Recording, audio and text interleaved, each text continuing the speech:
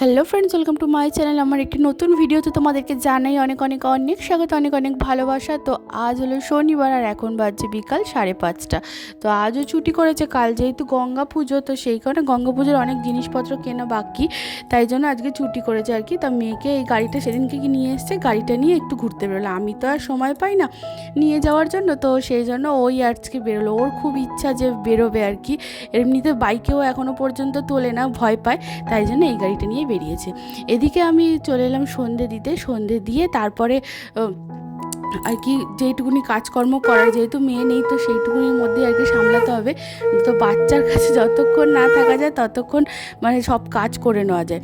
তো যাই হোক, এখনও যেহেতু ওর বাবা নিয়ে বেরিয়েছে একটু, তো সেই জন্য আমি আর কি এখানে সন্ধেটা দিয়ে নিলাম। তারপর জামা কাপড়গুলো তুলে নিচ্ছে, আর এদিকে পিসি এসছে বোনকে পড়তে দিয়ে। পিসি এমনি প্রত্যেকদিন সন্ধেবেলাতেই আসে, তো এখানে জামা কাপড়গুলো তুলে নিচ্ছি। তারপর এমনিতে দেখো দেখতে দেখতে সন্ধেই হয়ে গেল। তো নিচের ঘরে অনেকগুলো কাজ করতে করতে আর কি দেরি হয়ে গেছে। আর তার মধ্যে এখন তাও একটু মানে আলোটা অনেকক্ষণ থাকছে বলে, তাই যদি আলোটা যেমন শীতকালে একবারে 4:30-5টা বাজতে না বাজতে একবারে অন্ধকার হয়ে বসে থাকে। তো এখানে আমি জামা কাপড়গুলো ভাঁজ করছি, আর ওদিকে রনি মানে আমার বোনের বর এসছে। তো আমরা সবাই মিলে আলোচনা করছি। আর পাশের বাড়ির একটা বন্ধু, ওর বাপের বাড়ি এখানে, তো ওই এসছে, ওর সাথেও কথা বলছিলাম। তো এই সবার সাথে কথা বলতে বলতে জামা কাপড়গুলো ভাবলাম যে এখানেই ভাঁজ করে নিলাম, না হলে নিচে গিয়ে জামা কাপড় ভাঁজ করা এই করা। তো জামা কাপড় ভাঁজ করা থাকলে তাও টুক করে আলনায় তুলে দিলে কোনো অসুবিধা হয় না। তো সেই আর এমনিতেও তো বেশি জামা কাপড় নেই, তাই জন্য। আর ছাদটা যেহেতু আজকেই ঝাঁট দিয়েছি, তাই জন্য কিছু আর পেতে বসিনি। আর না হলে একদিনে এত পরিমাণে হয়ে যাচ্ছে। আর এখন গাছগুলোতে না দুবেলা করে জল দিতে হচ্ছে, একবেলায় জল দিলে হতো না। আগে যেমন হয় সকালবেলায় না হলে সন্ধেবেলায় জল দিতাম, এখন সকালেও জল দিতে হচ্ছে, সন্ধেবেলাতেও জল দিতে হচ্ছে। তুলসী গাছগুলোতেও জল দিতে হচ্ছে। আগে সন্ধেবেলায় তুলসী গাছে জল দিতাম না, কিন্তু এখন দিতে হচ্ছে, নাহলে পুরো নেতিয়ে যাচ্ছে পরের দিন সকালে। আর এখানে দেখো ঠাকুরের মানে সব প্রসাদ তুলে তারপর গপুদের ঘুম পাড়িয়ে, গপুরে নিচে ঘুমায়, ওদের ঘুম পাড়িয়ে এলাম। যেহেতু জল আনতে গেছিলাম খাবার জল, তাই জন্য একবার ওদের ঘুম পাড়িয়ে জল নিয়ে এলাম। এসে এখন এই দেখো বাসন টাসন সব মেজে নিয়েছি, ঠাকুরের পর্দাটা দিয়ে দিচ্ছি। আর এই পর্দাটা এতটাই পাতলা, কিন্তু পর্দাটা না বেশ ভালো, মেলার দিয়ে কিনেছিলাম 100 টাকা করে। তো এই দেখো গঙ্গা মাকে আনা হয়ে গেছে, আমার শ্বশুরমশাই নিয়ে এলো।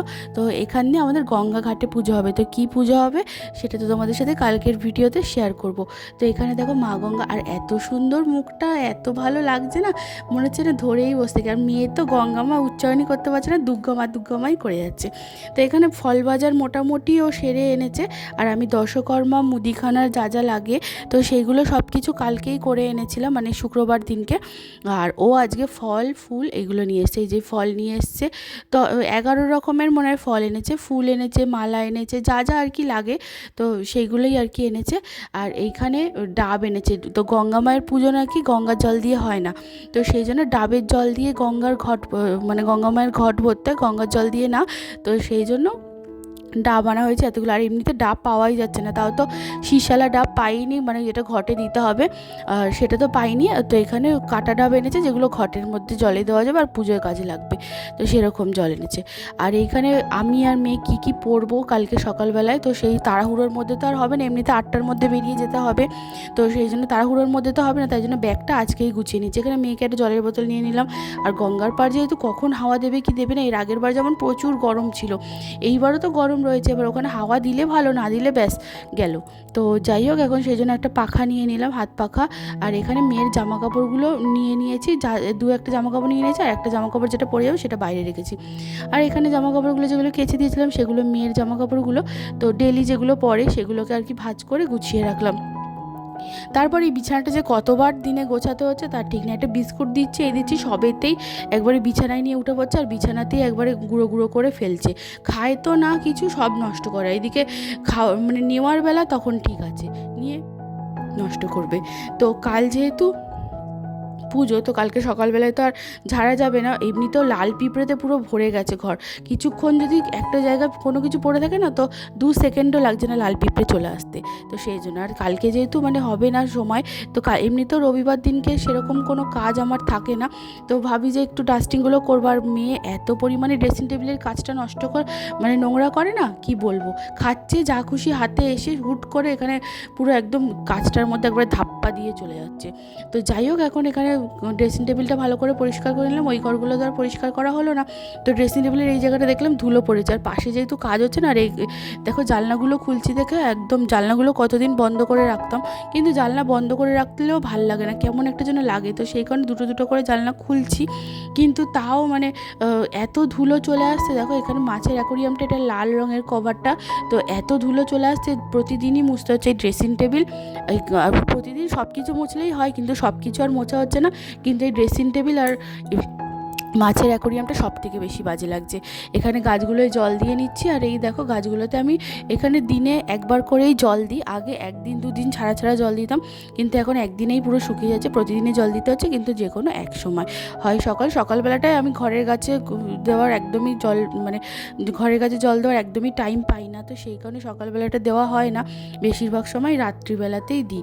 তো এই গাছগুলোর পাতাগুলো না একটু ধুলোগুলো করে দিলে তাহলে স্পাইডার প্ল্যান্টগুলো, জেট প্ল্যান্টগুলো দেখতে বেশ ভালো লাগে, যে কোনো গাছের পাতাই। তারপর রাবার প্ল্যান্টটা তো কতদিন হয়ে গেছে এনেছি, না বাড়ে না কিছু হয়, কিছুই হয় না, একই রকম অবস্থাতেই রয়েছে, না একটা পাতা ছাড়ে না কিছু। আমার ঘরে না রাবার প্ল্যান্ট কেন জানি না শ্যুট করে না, তো এরকম করেই হয়তো গাছটা মরে যাবে। এর আগেও দুটো গাছ এনেছিলাম, দুটো গাছই মারা গেছে।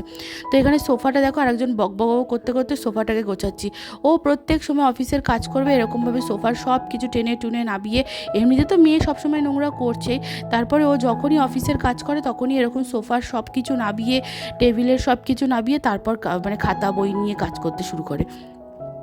তো সেইটাই বকবক করতে করতে আর কি ওইখানটা গুছিয়ে নিলাম। তারপর এখানে ফ্রিজে দুটো বোতল ফাঁকা ছিল, সেই দুটোকে এনে এখানে ভরে দিলাম। তারপর রাত্রিবেলা আমরা এখন খেতে বসে পড়েছি, আর ডাল তরকারি ছিল, মানে সবজির ডাল যেটা, তো সেটা দিয়ে আমি রুটি খাচ্ছি, আর ও খাবে মুড়ি। ওর জন্য ভাত করেছিলাম, কিন্তু ও ভাত খাবে না, বললো মুড়িই খাবো আমি। ও না এমনিতেও এইসব তরকারি একটু মুড়ি খেতেই ভালোবাসে। আর এখানে আম কেটে নিয়েছে, আর একজন দেখো আখ কুটেপোনা করছে, মানে ওকে খেতে বসলে ওকে আসতেই হবে, এরকম করতেই হবে। আর এখানে তারপর বাসনগুলো মেজে নিলাম। আর এমনিতে আজকে ভেবেছিলাম তাড়াতাড়ি খেয়ে দিয়ে শুয়ে পড়বো, কিন্তু এখন কটা বাজে জানো, সেই 12:30। এখনও পর্যন্ত মেয়ে কিন্তু ঘুমায়নি, তো যতক্ষণ ওর পাশে গিয়ে শোবো ততক্ষণ ঘুমাবে না, তো সেই জন্য আর কি ওকে ঘুমও পাড়ানো হয় না। আর এমনি তো কাজ করছিলাম এদিকে একটু, তাই জন্য আরও দেরি হয়ে গেছে। তারপর এখানে সব কিছু কেচে কুচে একবারে পুরো পরিষ্কার করে রাখলাম রান্নাঘরটা, কিন্তু কুকুরগুলোকে আজ খেতে দিতে পারিনি, ও নিচের গেটটা তালা দিয়ে চলে এসছে। আর এমনি তো রাত্রিবেলায় কুকুরগুলো সেরকম একটা আসছে না, তো দুপুরবেলাতে আসছে, আর রাত্রিবেলাতে না সেই মোড়ে মাথায় গিয়ে ডেকে আনতে হচ্ছে।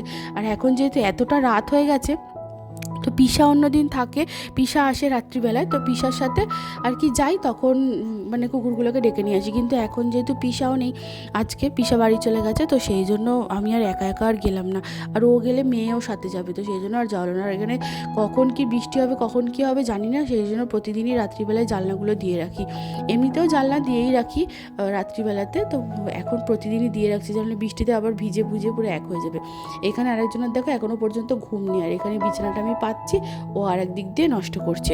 তো এইভাবেই এই মানে পুজোর প্রস্তুতি হলো, সব কিছু কেনাকাটা হয়ে গেছে। কালকে কিভাবে গঙ্গোপাধ্যায়ের পুজো দেবো সেটাই তোমাদের সাথে শেয়ার করব পরবর্তী ভিডিওতে।